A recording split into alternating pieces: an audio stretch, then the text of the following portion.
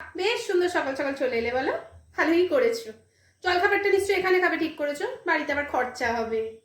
আবার লুচি আলুর দম কেন রে? তোর বাবার কি ফ্যাক্টরি আছে যে লুচি আলুর দম করে দেবো? বারবার বলেছিলাম আমাদের পছন্দের ছেলেটাকে বিয়ে কর, তা না, ওর জন্য লুচি আলুর দম করে দিতে হবে। তা যখন এলি হাতে করে আবার একটা মাছ এনেছিস, বাবা আমি অবশ্য এত কিছু আশা করিনি যে তোর আবার হাতে করে মাছ। শাড়িটা এনেছো দেখছি, কিন্তু কি বলতো, সব পাতি শাড়ি আবার আমি পরি না, মানে তোমার বাবা আবার আমাকে সব পরতে দেয় না। নিয়ে চলে যাও। ও আমাদের বাড়িতে মালতী আছে, ওকেও দিতে পারি, কাজ করে তো। বসে পড়ো, খাবার দেওয়া হয়ে গেছে, বসে পড়ো। টেবিলে আমাদের টেবিলটা নষ্ট হয়ে গেছে, আমরা নিচে বসেই আজকাল হাঁটুতে ব্যথা। জামাই তুমি নিচেই বসো বরঞ্চ। আসুন দরকার না, না আমরা আসুন পাততে পারবো না। এবার তুমি তো কালকে চলে যাবে, আসুনটা কে কাজবে বল? মালতী এখন আসবে না দুদিন, কে কাজবে আসুন? আম নেই বাবা, আম তো আনা হয়নি।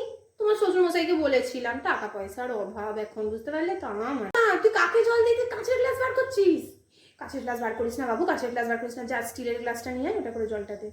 মিষ্টিগুলো কম করে খেও, আবার রাতে দিতে হবে তো, অল্প করে মিষ্টি আনা হয়েছে, বুঝলে তো? আমাদের বেশি মিষ্টি তো আমরা খাই না, তুমি অল্প করে খেলে বাকিটা তুলে রাখো, আবার রাত্রিবেলা দেবো, কি বলিস? তাই না?